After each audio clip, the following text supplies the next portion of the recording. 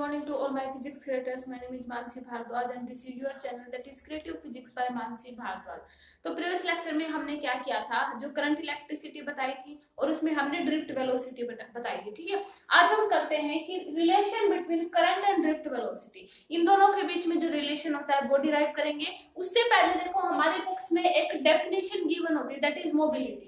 ठीक है, देखो मोबिलिटी क्या होती है, जैसे हमने वो प्रीवियस लेक्चर में किया था ना, जैसे इलेक्ट्रिक फील्ड इंटेंसिटी निकाली थी, वो हमें इलेक्ट्रिक फील्ड की इंटेंसिटी बताती थी, मतलब जो हमारा इलेक्ट्रिक फील्ड कितना इंटेंस है।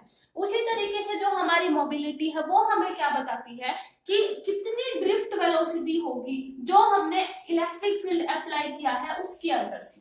ठीक है, यानी वी ड्रिफ्ट यानी drift velocity per unit electric field, उस इलेक्ट्रिक फील्ड जो हमने अप्लाई किया था ना कंडक्टर के ऊपर, इसी तरीके से जो हमारा ये ई एक्सटर्नल था। ठीक है, इसके अंदर से हमारे जो इलेक्ट्रॉन है वो कितने ड्रिफ्ट करेंगे, ड्रिफ्ट का मतलब खिसकना। ठीक है, उस इलेक्ट्रिक फील्ड के अंदर से हमारे कितने इलेक्ट्रॉन ड्रिफ्ट करेंगे, वो क्या होती है, मोबिलिटी। ठीक है, तो drift velocity per unit electric field वो हमारी होती है मोबिलिटी। ठीक है, तो ये मोबिलिटी की हमारी डेफिनेशन होती है। जैसे हमने इलेक्ट्रिक फील्ड इंटेंसिटी की बताई थी ना कि कितना इलेक्ट्रिक फील्ड इंटेंस है, सेम उसी तरीके से कि कितनी जो ड्रिफ्ट स्पीड होगी, ड्रिफ्ट वेलोसिटी होगी इलेक्ट्रॉन की उस इलेक्ट्रिक फील्ड के अंदर से। ठीक है, अगर मान लिया इसकी निकाले तो हमारे पास स्पीड का तो वही होती है ना, मीटर। ठीक है, और इलेक्ट्रिक फील्ड का न्यूटन पर कूलम होती है ना, तो इस तरीके से इसकी यूनिट हो जाएगी। अगर मान लिया इसके डायमेंशंस देखें तो डायमेंशंस क्या हो जाएंगे मोबिलिटी के, क्योंकि देखो स्पीड का हमारे पास क्या होती है LT-1 है ना, वेलोसिटी होती है LT-1, और इलेक्ट्रिक फील्ड हमें क्या पता है क्या होता है, दैट इज फोर्स। हमें पता था फोर्स पर यूनिट चार्ज है ना, ये हमारा इलेक्ट्रिक फील्ड, तो फोर्स पर यूनिट चार्ज हो जाएगा। अगर मान लिया इसकी निकालेंगे तो यहाँ से आ जाएगा मीटर, क्योंकि लेंथ है, लेंथ एक तरीके से मीटर में मेजर की जाती है ना, और टाइम हो जाएगा सेकंड इनवर्स है ना, और ये आ जाएगा बाय ये, क्योंकि कूलम ही चार्ज का कूलम चला जाएगा ऊपर, और न्यूटन इनवर्स। ठीक है, इस तरीके से तो ये हमारी हो जाएगी मोबिलिटी के dimensions, metre second inverse coulomb और न्यूटन इनवर्स, क्योंकि न्यूटन यहाँ से ऊपर जाएगा, ये डायरेक्टली ऊपर चला जाएगा, इसके साथ मल्टीप्लाई। ठीक है, तो ये हमारी होती है मोबिलिटी।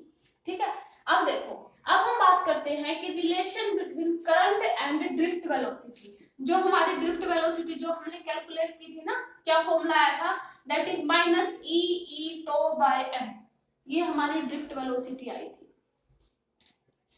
देखो हमारी ड्रिफ्ट वेलोसिटी का कल हमने फॉर्मूला जो डिराइव किया था वो -e τ/m, और ये टॉ भी क्या था, एवरेज रिलैक्सेशन टाइम है ना, क्योंकि सारे के सारे मॉलिक्यूल का हमने एवरेज लिया था, तो टॉ एवरेज लेंगे यहाँ पे।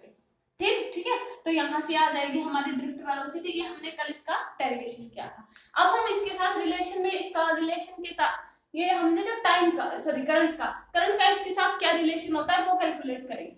ठीक है, देखो इसको साइड में लिख लेते हैं। देखो मान लिया हमने यहाँ पे कोई कंडक्टर ले लिया। ठीक है, ये हमने कोई कंडक्टर ले लिया यहाँ पर, जिसकी लेंथ, इस कंडक्टर की लेंथ हमने L ले ली। ठीक है, इसके अंदर क्या किया हमने, एक एरिया ऑफ क्रॉस सेक्शन ले लिया A। अब देखो हमें कंडक्टर का पता है कि इलेक्ट्रॉन जो है ज्यादा से ज्यादा मोशन में होंगे। ठीक है, मान लिया इलेक्ट्रॉन जाएंगे यहाँ पे, इलेक्ट्रॉन जाएंगे इस एरिया ऑफ क्रॉस सेक्शन से क्रॉस होंगे, फिर इधर जाएंगे इलेक्ट्रॉन इस एरिया ऑफ क्रॉस सेक्शन से क्रॉस होकर, फिर यहाँ पे जो इलेक्ट्रॉन क्रॉस हो जाएंगे, फिर पीछे वाले इलेक्ट्रॉन को फॉलो कर रहे हैं। अगर ये इलेक्ट्रॉन इधर चले गए तो ये वाले इसके अंदर चले आएंगे। इस तरीके से इलेक्ट्रॉन का फॉलो कर रहे हैं आपस में इलेक्ट्रॉन। अगर ये इलेक्ट्रॉन आगे चले गए तो ये इलेक्ट्रॉन इसके पीछे आएंगे। तो हमें क्या, यानी एरिया ऑफ क्रॉस सेक्शन, इस जो कंडक्टर का एरिया ऑफ क्रॉस सेक्शन हम A मान लेते हैं, है ना, इस कंडक्टर का area of cross section A मान दिया। अब देखो हमें क्या निकालना है, चार्ज निकालनी है इलेक्ट्रॉन। देखो हमें पता है चार्ज क्या होता है, चार्ज। देखो पहले हम चार्ज निकालेंगे। चार्ज क्या होता है, देखो चार्ज को नंबर ऑफ इलेक्ट्रॉन डेंसिटी, देखो इलेक्ट्रॉन डेंसिटी बताएंगे क्या होती है, number of electron density into क्या हो जाएगा, इनटू वॉल्यूम ऑफ कंडक्टर। ये होता है हमारा, जब हम चार्ज निकालेंगे ना इस इलेक्ट्रॉन के अंदर जो हमने कंडक्टर लिया है उन पे हमें चार्ज, क्योंकि हमें करंट और ड्रिफ्ट वेलोसिटी का रिलेशन चाहिए, तो करंट और ड्रिफ्ट वेलोसिटी का रिलेशन चाहिए तो पहले हमें करंट निकालना पड़ेगा, और करंट के लिए हमें चार्ज चाहिए क्योंकि I is equal to Q/T होता है। अब देखो number of electron density, electron density क्या होती है, number of electron per unit volume. अब वॉल्यूम क्या है हमारी, क्योंकि हमारे पास कंडक्टर ये है, ठीक है, इस कंडक्टर की जब हम वॉल्यूम निकालेंगे तो वॉल्यूम इस कंडक्टर की क्या आएगी, वॉल्यूम ऑफ कंडक्टर क्या आ जाएगी, that is area into length. यही तो होती है वॉल्यूम जब हम निकालते हैं। तो एरिया तो हमारा एरिया क्रॉस सेक्शन ये है और लेंथ हमारी ये है, तो क्या हो जाएगा एरिया इनटू लेंथ। ये हमारी क्या हो जाएगी वॉल्यूम, क्योंकि वॉल्यूम हमें चाहिए है ना। वॉल्यूम ऑफ कंडक्टर क्या हो जाएगी एरिया इनटू लेंथ। अब number of electron density into volume of conductor. Number of electron density क्या है, number of electron per unit volume, यानी इस कंडक्टर की जितनी वॉल्यूम है उसके अंदर कितने नंबर ऑफ इलेक्ट्रॉन है वो हमारे n होते हैं, उसको हम n से डिनोट करते हैं, ठीक है। तो n यहाँ पे हमारे क्या होंगे, number of electron per unit volume. Simple हम ये नहीं बोल सकते कि नंबर ऑफ इलेक्ट्रॉन, ठीक है। तो नंबर ऑफ जो n होगा वो हमारे क्या होंगे, number of electron per unit volume, ठीक है। तो अब देखो हमें क्या निकालना है, पहले चार्ज निकालना है। Number of electron per unit volume यानी इलेक्ट्रॉन डेंसिटी वही तो होती है, तो नंबर ऑफ इलेक्ट्रॉन यानी n, और हमारे पास इसके अंदर इलेक्ट्रॉन कितने हैं e, ठीक है, क्योंकि n नंबर ऑफ इलेक्ट्रॉन है, इलेक्ट्रॉन ये हो गया है ना, q is equal to n e। अब नंबर ऑफ इलेक्ट्रॉन तो ये हो गया electron density into volume of एक कंडक्टर है, वॉल्यूम ऑफ कंडक्टर हमारी क्या है एरिया इनटू लेंथ, ठीक है। तो यहां से क्या आया देखो, q इज इक्वल टू किसके इक्वल आया, a n e a n, ये आ गया, क्योंकि नंबर ऑफ कंडक्टर पर unit volume, number of conductor जो नंबर ऑफ इलेक्ट्रॉन है ना, number of electron density, number of electron per unit volume, और वॉल्यूम ये हो जाएगा है ना इनटू वॉल्यूम ऑफ कंडक्टर। ये होता है हमारा चार्ज, चार्ज को निकालेंगे ना तो यहाँ से चार्ज क्या आ जाएगा, volume of conductor area into length हो जाएगा। यहाँ से क्यू आया। अब देखो हमें पता है इलेक्ट्रिक फील्ड को हम कैसे निकालते हैं, that is v by l, अगर मैग्नीट्यूड में लेते हैं, देखो बिना मैग्नीट्यूड के हमारे पास तो ये आ जाएगा माइनस का dv बाय dl, ठीक है, मतलब वही तो होती है सेपरेशन को, तो हम dr लिखते हैं, हमारे पास सेपरेशन यहाँ पे l है इस कंडक्टर की लेंथ, इसलिए हमने dl लिया। अगर मान ले इसको हटा दें तो यहाँ से हम अगर मैग्नीट्यूड में लेंगे तो इसको पॉजिटिव लेंगे ना v बाय l, तो e is equal to v by l, तो यहाँ से आ जाएगा इलेक्ट्रिक फील्ड, ये हो जाएगा इसके अंदर, इसका भी यूज करेंगे, ये हो जाएगा Q। अब देखो अब हमें टाइम निकालना है कि कितने नंबर ऑफ इलेक्ट्रॉन कितने टाइम में इस कंडक्टर को क्रॉस करेंगे, क्योंकि हमने वोल्टेज भी लगा रखी थी ना, वोल्टेज भी तो लेंगे हम इसके अंदर। अब वोल्टेज अप्लाई करने के कारण कितने नंबर ऑफ इलेक्ट्रॉन कितने टाइम में क्रॉस करेंगे या बैटरी की तरफ आएंगे, इसका मतलब ये है। तो यहाँ से T हमें पता है कि वेलोसिटी और टाइम में क्या रिलेशन होता है, हमें पता है कि ड्रिफ्ट वेलोसिटी, क्योंकि इसमें हम वेलोसिटी कौन सी यूज करेंगे, ड्रिफ्ट, क्योंकि प्रीवियस लेक्चर में हम करवा चुके, जब इलेक्ट्रॉन करते हैं इस कंडक्टर, जब हम वोल्टेज अप्लाई करते हैं तो वो हमेशा ड्रिफ्ट वेलोसिटी के साथ मूव करते हैं ना, अपनी कांस्टेंट स्पीड बना लेते हैं जिसको हम ड्रिफ्ट वेलोसिटी बोलते हैं। तो जो हमारी वेलोसिटी और उसको हम ड्रिफ्ट लेंगे ना, तो वेलोसिटी का होगी डिस्प्लेसमेंट बाय टाइम। डिस्प्लेसमेंट हमारा टोटल कंडक्टर कितना है l ही है ना, तो लेंथ है हमारा, डिस्प्लेसमेंट टोटल l, डिस्टेंस यही तो लेंगे l। अब अगर टाइम निकालेंगे तो टाइम क्या आ जाएगा, that is l by dt, है ना, जब टाइम निकालेंगे तो l बाय dt। अब देखो अब हमें करंट चाहिए, क्योंकि करंट और ड्रिफ्ट वेलोसिटी के बीच में रिलेशन चाहिए था। अब देखो यहां से I इज इक्वल टू किसके इक्वल होता है, Q बाय T की, ठीक है। I इज इक्वल टू हमारा Q क्या है, n e a l, और टाइम हमारे पास क्या था, that is l by dt, l और dt चला जाएगा ऊपर, फिर ड्रिफ्ट है ये, l से l हमारा कैंसिल हो जाएगा, ठीक है। हमारे पास क्या बचेगा, I इज इक्वल टू, देखो I का रिलेशन हमारे यहाँ से क्या आया है, I इज इक्वल टू किसके इक्वल आया, n v d, v drift है ना, e n a, यानी देखो हमारे पास करंट और ड्रिफ्ट वेलोसिटी के बीच में देखो रिलेशन क्या आया है, जो ड्रिफ्ट जो हमारा करंट होता है वो ड्रिफ्ट वेलोसिटी के डायरेक्टली प्रोपोर्शनल आएगा। I is equal to V ना, इसको हम वी ना भी लिख सकते हैं ना, डायरेक्टली याद रख सकते हैं वी ना के नेम से, तो I is equal to V D E N A, ठीक है। vd हमारी क्या है कि ड्रिफ्ट वेलोसिटी। तो करंट और ड्रिफ्ट वेलोसिटी के बीच में ये रिलेशन होता है। तो देखो शुरू से देखते हैं हमने क्या किया था, हमने एक कंडक्टर लिया, उसको एक वोल्टेज से अप्लाई मतलब कनेक्ट कर दिया था। तो क्या होगा, हमने एल मतलब लेंथ ऑफ कंडक्टर एल ले ली। अब हम क्या लिखेंगे, पहले वॉल्यूम ऑफ कंडक्टर हमें पता है एरिया इनटू लेंथ होती है। अब निकालेंगे हम क्यू, क्योंकि क्यू की हमें जरूरत है, क्योंकि हमें रिलेशन निकालना है। तो नंबर ऑफ क्यू हमारा कितना इसके अंदर चार्ज पास होगा, तो हम क्या उसको क्या लिखेंगे, नंबर ऑफ इलेक्ट्रॉन डेंसिटी, यानी कितने नंबर ऑफ इलेक्ट्रॉन है उस कंडक्टर के अंदर, number of electron per unit volume, उसके अंदर कितने नंबर ऑफ इलेक्ट्रॉन है into volume of a conductor.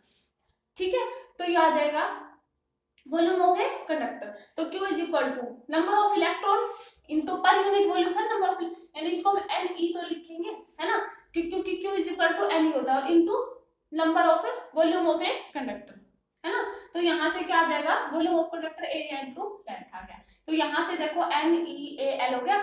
फिर हमें क्या निकालनी है, Q हो गया। अब हमें पता है कि ड्रिफ्ट हम निकालेंगे, क्योंकि वेलोसिटी, क्योंकि हमने प्रीवियस लेक्चर में देखा था कंडक्टर के अंदर हम मतलब जो इलेक्ट्रॉन वो ड्रिफ्ट के साथ मूव करते हैं। तो vt is equal to displacement by time, इसका डिस्टेंस टोटल l है, l बाय dt यहां से कैलकुलेट कर लेंगे तो l बाय vd आ जाएगी। अब इसका टाइम का और चार्ज का इसमें यूज करेंगे, करंट हमारा क्या होता है q बाय t, तो i is equal to q by t, q हमने यहां से निकाला ये लिखा, और t की जगह l बाय vd लिख दिया।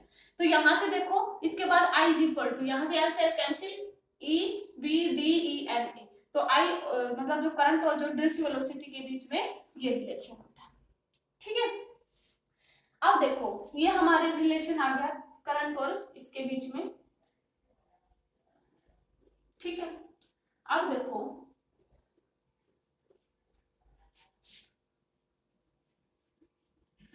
हमारे पास करंट और ड्रिफ्ट वेलोसिटी के बीच में रिलेशन आया, I is equal to v d, मतलब v ड्रिफ्ट है ना, E n a। अब देखो इसी से हमारा एक इम्पोर्टेंट लॉ निकल के आएगा, जो हमने इनके बीच में रिलेशन देखा है ना, उसी से देखो हमारे पास I इज इक्वल टू किसके इक्वल आया है, v d e n a, ये आया हमारे पास, है ना। I और ड्रिफ्ट वेलोसिटी के बीच में ये रिलेशन आया। vd हम प्रीवियस लेक्चर में क्या किया था हमने, I is equal to minus e e tau average था ना ये, बाय m। ठीक है, ये था, और इनटू आ जाएगा E n a, क्योंकि हमने v ड्रिफ्ट का फॉर्मूला लिख दिया ना। अगर मैग्नीट्यूड में लिया तो मैग्नीट्यूड में भी ले सकते हैं, आई करंट है ना, मैग्नीट्यूड में ले लेते हैं। अब देखो यहां से क्या आ जाएगा, n e स्क्वायर e,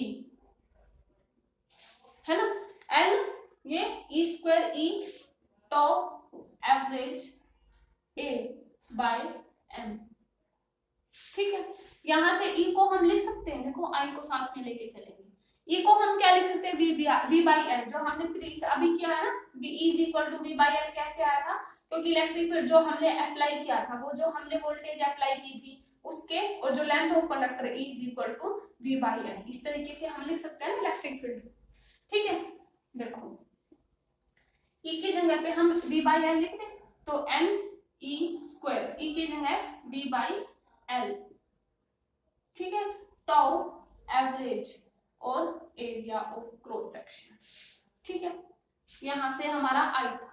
अब देखो अब हमें निकालना है, यहां से वोल्टेज निकालना है। अब इसकी वैल्यू क्या आएगी ये बता देते हैं। यहाँ से देखो जब V को निकालेंगे तो क्या आ जाएगा, ML, V निकालेंगे तो ये सारा नीचे NE स्क्वायर, ठीक है, टो एवरेज, और ये एरिया ऑफ क्रॉस सेक्शन भी नीचे, और साथ में आ जाएगा। अब देखो हमारा जो वोल्टेज आई, जो हमने बैटरी कनेक्ट की थी, वोल्टेज बोल सकते हैं इसको, हमारा जो वोल्टेज है वो डायरेक्टली प्रोपोर्शनल है किसके, करंट की। ये जो हमारा होता है ये होता है ओम्स लॉ, क्योंकि देखो ओम्स लॉ हमने पढ़ा था कि जो हमारा करंट होता है या वोल्टेज होता है आपस में डायरेक्टली प्रोपोर्शनल होता है। ये करंट भी लिख सकते हैं डायरेक्टली प्रोपोर्शनल टू वोल्टेज, लेकिन अगर इस फॉर्मूले से देखें तो हमारी जो वोल्टेज आई है वो डायरेक्टली प्रोपोर्शनल आई है करंट की, और यही हमारा क्या है, ओम्स लॉ। ओम्स सर ने यही बताया था हमें कि जो हमारा करंट होता है ना, current flowing through a conductor, ठीक है, is directly proportional to the voltage apply across the end of a conductor. तो यहां से ये ओम्स लॉ निकल के आया और जो इन्होंने इस कांस्टेंट को बोला दैट इज द रेजिस्टेंस। देखो इसको बाद में देखेंगे कि ये रेजिस्टेंस ml/n² टो एवरेज है, ये कैसे होता है। देखो पहले हम यहां से ओम्स लॉ निकल के आया, पहले ओम्स लॉ की डेफिनेशन देखते हैं, ठीक है। देखो ये जो रिलेशन है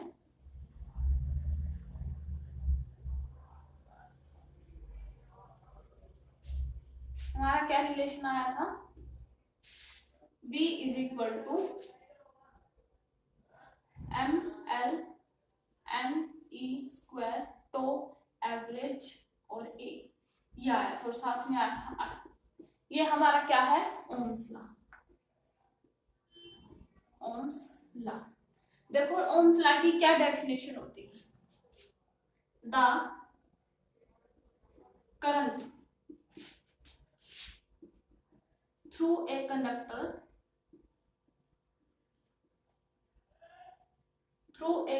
जो करंट कंडक्टर के अंदर से फ्लो करता है is directly proportional to the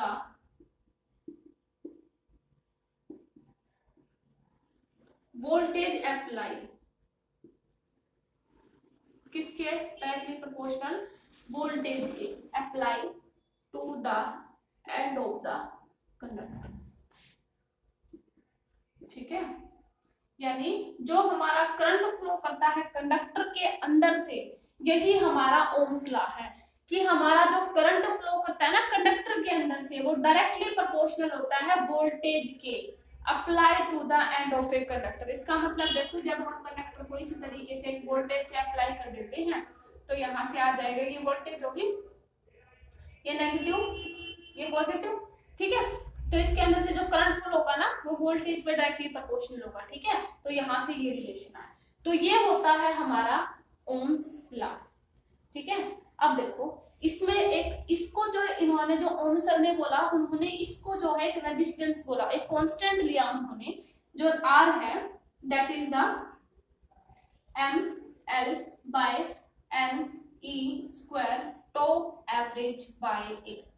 अब देखो ओम्स लॉ का डिडक्शन करते हैं कि ओम्स लॉ आया कैसे। देखो यहाँ से R ये रेजिस्टेंस, उन्होंने R को इसको कांस्टेंट मान लिया था, अब इसका डिडक्शन करते हैं कि ये कहां से आया। देखो क्योंकि ये हम वैसे तो करवा चुके हैं, अभी करवाइए, डिडक्शन किया है ना हमने कि कैसे आया है ये, है ना, ये अभी डिडक्शन किया ही है। देखो फिर से करवा देते हैं डिडक्शन, क्योंकि देखो हमारा जो करंट ड्रिफ्ट वेलोसिटी थी वो हमारी क्या थी, माइनस, अगर मैग्नीट्यूड में ले तो E तो एवरेज बाय M ये होती है। अगर मान लिया BD की जगह पे हम लिखे E, इसको B बाय M करते तो एवरेज, है ना, माइनस E हाँ भाई, ठीक है, BD हो गया।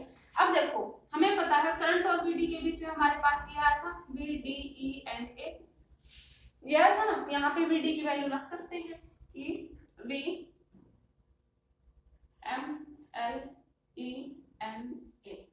है ना, साथ में टो एवरेज। अब देखो ये रिलेशन यही से बना ना, NE², देखो I यहाँ से ये आ जाएगा ना, N क्या EV², सॉरी NE², अगर NE²,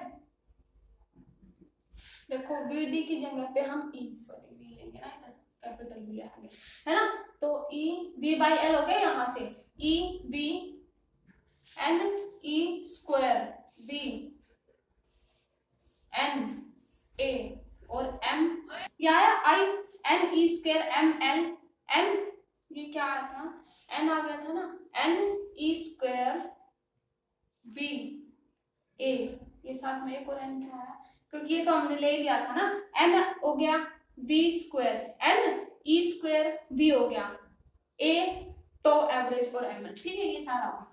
अब देखो टो एवरेज, अब देखो यहां से क्या आ जाएगा कि जो हमारा करंट है, यहाँ से I is equal to by ml आया, तो यहाँ से जो I आया, देखो यहाँ से अगर इस सारी चीज को, क्योंकि यहाँ से जो देखो ये ml by n e square, ये क्या आया था रेजिस्टेंस, इसको हम 1 बाय r मान सकते हैं ना, यानी यहाँ से हमारा जो करंट आया, यानी ये देखो n e स्क्वायर, ठीक है, a तो एवरेज और बाय क्या है ml, इसको हमने r माना था, तो ये हमारा 1 बाय r है ना, ये 1 बाय r आ गया, इसको भी हम कांस्टेंट मानेंगे। लेकिन यहाँ से देखो हमारा जो करंट आया I, वो किसके डायरेक्टली प्रोपोर्शनल आया, वोल्टेज के, ठीक है। यही तो हमने डेफिनेशन में बताई थी कि जो करंट, ओम्स लॉ हमारा क्या होता है, current flowing through a conductor directly proportional to the voltage apply to the end of a conductor, तो ये हमारा ओम्स लॉ था। तो यहाँ से देखो T जो हमारा V है, इसको हमने जो ये सारे टर्म है टो एवरेज, क्योंकि यहाँ से इसको हम R रेजिस्टेंस मान चुके हैं, इसको 1 बाय R ले लेंगे, तो यहाँ से I जो है डायरेक्टली प्रोपोर्शनल हो गया वोल्टेज के, ये हमारा होता है ओम्स लॉ, ठीक है। यहाँ से हमने रिडक्शन किया, ठीक है। इसको हम मतलब ऐसे भी तो लिख सकते हैं ना कि I, ये अगर I बाय V कर दें, I by V is equal to R, ये तो R ही है ना, अगर मान लिया इसको, अगर मान लिया ये 1 बाय R है, ठीक है, ये 1 बाय अगर R मान लिया, क्योंकि 1 बाय R ऑपोजिट तो है ना ये, अगर मान लिया वोल्टेज को निकाले भी तो सेम वही तो प्रोसेस बनेगा ना। अगर मान लिया इधर वोल्टेज है, देखो 1 बाय R तो ऑपोजिट हो जाएगा, देखो यहाँ से जब तो एवरेज है, सॉरी ये वोल्टेज है, अगर मान लिया इसको ml को इधर लेके जाए, इसको नीचे लेके आए, तो v बाय I तो ये इज इक्वल टू R के इक्वली तो बनेगा ना। यहाँ से देखो अगर मान लिया इसको 1 बाय R में लिख सकते हैं ना, इसको देखो, क्योंकि हमें इस R को, अब यहाँ से हम क्या करें, ml को इस तरफ ले आए, इसको नीचे ले जाए, और जो v है उसको इधर ले आए, तो v बाय I हमारा क्या होता है, रेजिस्टेंस, क्योंकि ये वाला R के इक्वली तो मानना है, ये वाला पूरा R कांस्टेंट, तो R is equal to v by I, वही तो हमारा ओम्स लॉ हो गया ना, ठीक है। तो ये होता है हमारा ओम्स लॉ। इसको हम ऐसे भी लिख सकते हैं, इस अगर प्रोपोर्शनलिटी कांस्टेंट हटाएं तो I by V is equal to R, ठीक है, सॉरी V बाय I बनेगा, है ना। अगर इस वाले फॉर्मूले से देखें V बाय I बनेगा इज इक्वल टू R, अगर देखो इस वाले रिलेशन से ये चला जाएगा ऊपर तो R, तो V by I is equal to resistance, ठीक है। अब देखो, अब हम बात करते हैं रेजिस्टेंस पे, तो ये हमारा रेजिस्टेंस आ गया।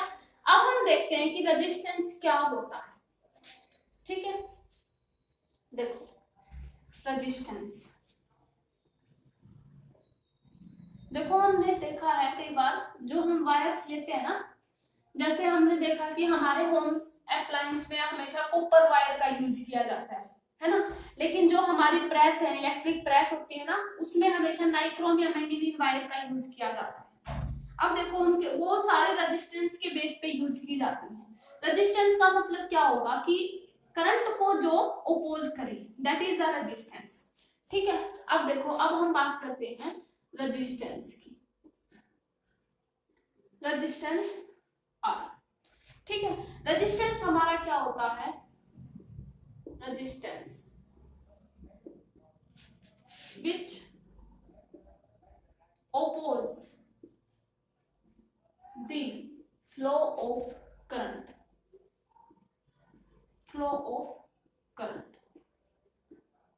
ठीक है। हमारा रेजिस्टेंस क्या आया था, that is V by I, ये आया था, है ना, ये हमारा रेजिस्टेंस आया था। इसके अगर SI यूनिट देखें तो हमें पता है V हमारा क्या होता है, W बाय Q, है ना, प्रीवियस लेक्चर में हमने देखा था ना, W बाय Q, और I इज इक्वल टू, देखो I का Q के साथ क्या रिलेशन होता है, Q बाय T, ठीक है। Q अगर मान ले Q को निकालें तो I इंटू T लिख सकते हैं ना यहाँ पे, तो अगर मान लिया I को निकालें तो Q बाय T, है ना, हाँ सॉरी Q बाय T हो जाएगा ना, ये आ जाएगा, देखो यहाँ से चार्ज पर यूनिट W पर, क्योंकि हमें पोटेंशियल हमें पता है, क्वांटम पर यूनिट चार्ज होता है, ठीक है, और I is equal to Q by T होता है, तो Q याद जाएगा और ऊपर चला जाएगा टाइम। वर्क डन की हमारा क्या होता है, जो डायमेंशंस m1 l2 t-2 और साथ में क्या आ जाएगा t, है ना। और चार्ज का देखो यहाँ से निकालेंगे तो I इंटू टी आ सकता है ना, तो I का हमारा एम्पियर टाइम और क्या आ जाएगा एम्पियर इंटू टाइम, ऐसे लिख सकते हैं ना। तो इसको अगर हम कैलकुलेट करेंगे तो रेजिस्टेंस के क्या डायमेंशंस बनेंगे, देखो m1 l2, एक t से एक t cancel, t-3 and a-, तो ये हमारे रेजिस्टेंस के डायमेंशंस बने हैं। और अगर मान लिया इसकी यूनिट देखें तो हमारी होती है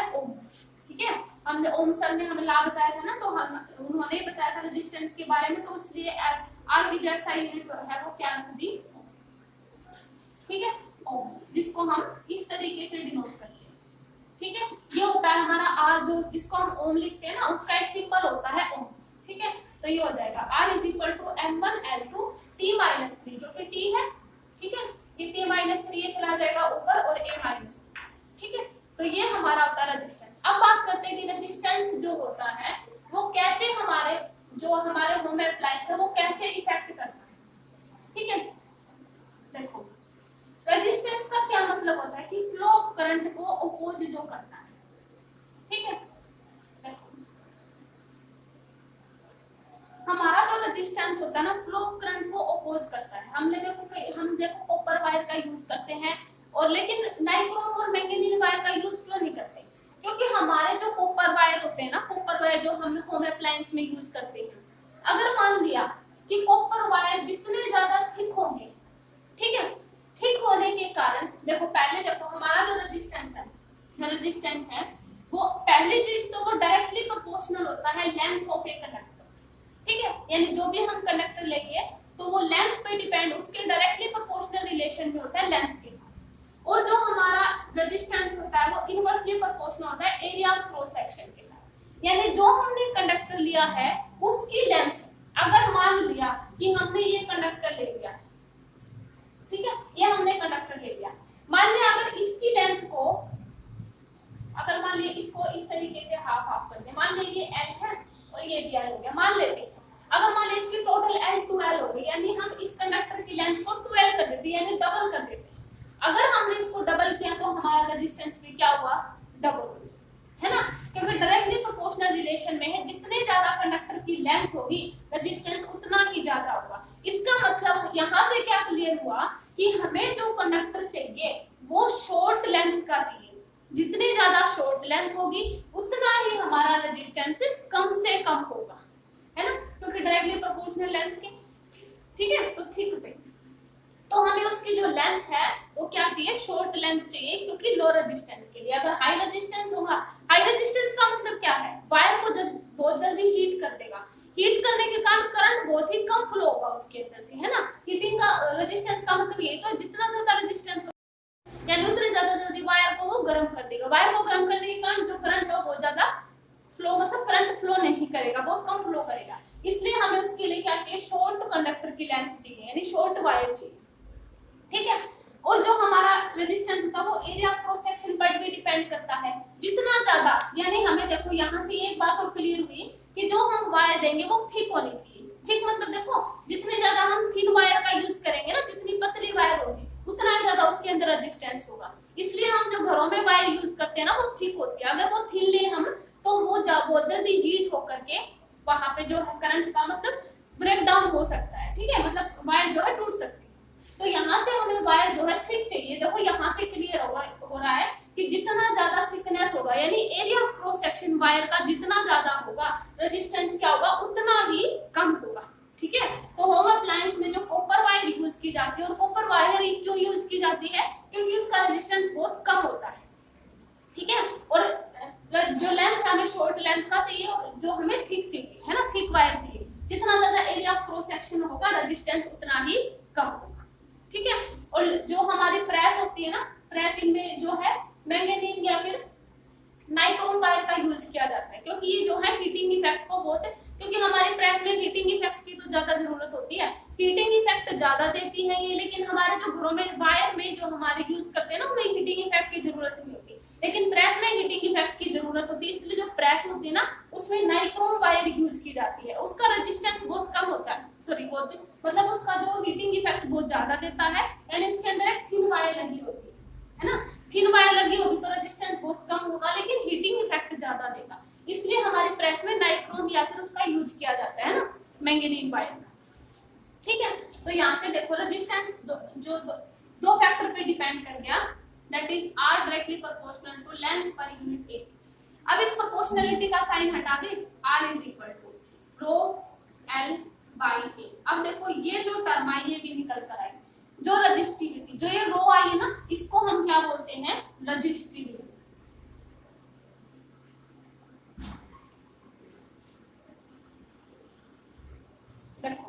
ये जो रो निकल के आई दैट इज द रजिस्टिविटी। जो रजिस्टिविटी होती है ना, इसके बिल्कुल ऑपोजिट होता है रजिस्टेंस। ठीक है, जो ये रजिस्टिविटी आई, देखो अगर इसको हम निकालेंगे रो इज इक्वल टू क्या हो जाएगा, आर ए बाय एन, है ना। अब देखो हमारी रजिस्टिविटी है वो इनवर्सली प्रोपोर्शनल लेंथ की directly proportional to area of cross section. इसका मतलब यहां से क्या हुआ कि एरिया ऑफ क्रॉस सेक्शन को अगर मान लिया अगर हम डबल करें तो रजिस्टिविटी भी डबल हो जाएगी, बहुत ज्यादा रेजिस्टेंस होगा। अगर मान लिया लेंथ ऑफ कंडक्टर को अगर डबल कर दे तो रेजिस्टिविटी हाफ हो जाएगी, है ना। मतलब रेजिस्टेंस का बिल्कुल ऑपोजिट फैक्टर बनेंगे ना ये रेजिस्टिविटी के, देखो ऑपोजिट बने ना। तो यहाँ से जो रेजिस्टिविटी है वो क्या आई, आर ए बाई एन। अब जो ये रेजिस्टिविटी होती है, अब इसकी भी यूनिट निकालते हैं, रेजिस्टिविटी क्या होती है, ये हो जाएगा मीटर स्क्वायर। देखो ओम, रेजिस्टेंस का ओम, मीटर स्क्वायर और लेंथ का मीटर। ठीक है, तो यहाँ से ओम मीटर हमारी क्या आई, रेजिस्टिविटी की यूनिट आ, है ना।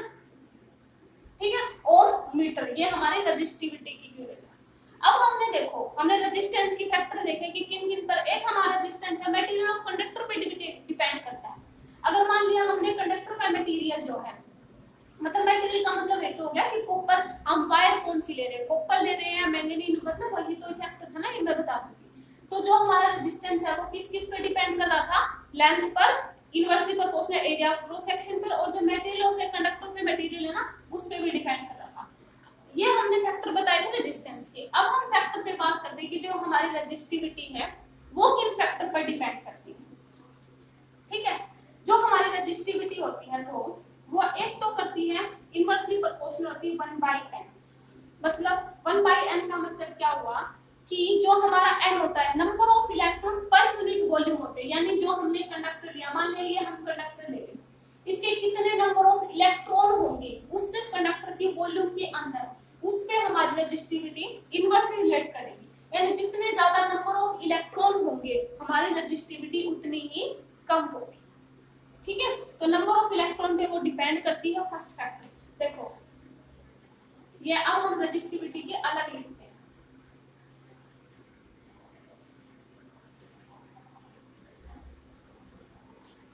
देखो जो रो होती है वो हमारी क्या होती है, रेजिस्टिविटी।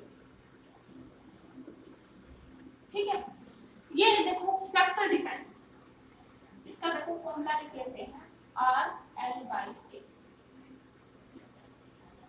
ए बाई एल था ये। ठीक है, देखो यहाँ से रेजिस्टिविटी के factor depend, factor effect the resistivity.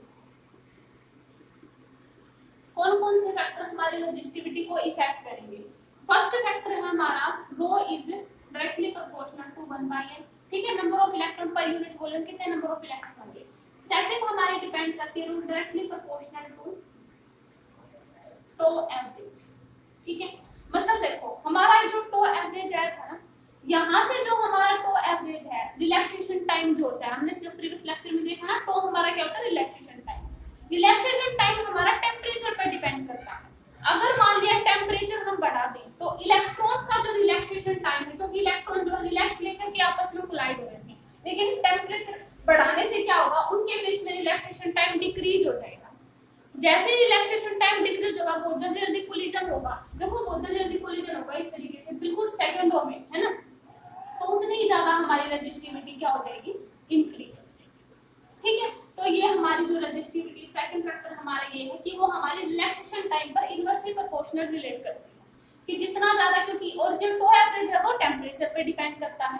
तो हमारा जो रेजिस्टिविटी है ना, जिस टेम्परेचर के साथ टो एवरेज है वो बहुत कम हो जाएगा, डिक्रीज हो जाएगा। ये डिक्रीज होने के कारण रेजिस्टिविटी इंक्रीज कर जाएगी। ठीक है, अब देखो जो हमारी रेजिस्टिविटी होती है ना, हमारी रेजिस्टिविटी कंडक्टर के लिए तो बहुत लो होती है। कंडक्टर में, क्योंकि कंडक्टर में पता है इलेक्ट्रॉन फ्लो करते हैं, कंडक्टर में पता है ना जितना ज्यादा बहुत ज्यादा करंट फ्लो करता है तो उतनी ही कम हमारी रेजिस्टिविटी होती है। तो रेजिस्टिविटी जो होती है कंडक्टर में हमें पता है रेजिस्टेंस बहुत कम होता है, तो हमारी रेजिस्टिविटी भी तो कम होगी ना। तो यहाँ से देखो हमारी क्या आ जाएगी कि फॉर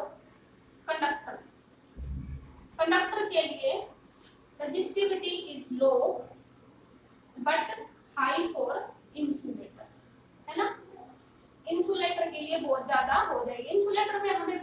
कोई इलेक्ट्रॉन फ्लो नहीं करता, हमें कोई चार्ज नहीं मिलता। तो रेजिस्टिविटी जो है इंसुलेटर के लिए हाई होती है लेकिन कंडक्टर के लिए लो होती है, और मीडियम हो जाती है सेमीकंडक्टर के लिए, है ना, क्योंकि उनकी प्रॉपर्टी इनके बीच में होती है, तो इनका ये वैल्यू भी उनके बीच की ही होगी। ठीक है, अगर रेजिस्टेंस में देखें तो कंडक्टर में रेजिस्टेंस बहुत कम होता है।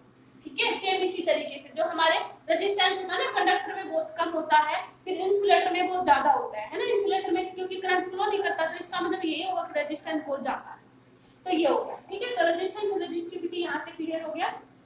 तो ये हमारे आज थे कि ओम्स लॉ के बारे में हमने बताया, रेजिस्टेंस रेजिस्टिविटी। तो ये आज के लेक्चर में इतना ही। नेक्स्ट लेक्चर में हम करेंगे हमारे जो कंडक्टर हैं और कंडक्टेंस में क्या रिलेशन होता है, किस तरीके से इनको लिखते हैं। ओके, तो आज की वीडियो में इतना ही।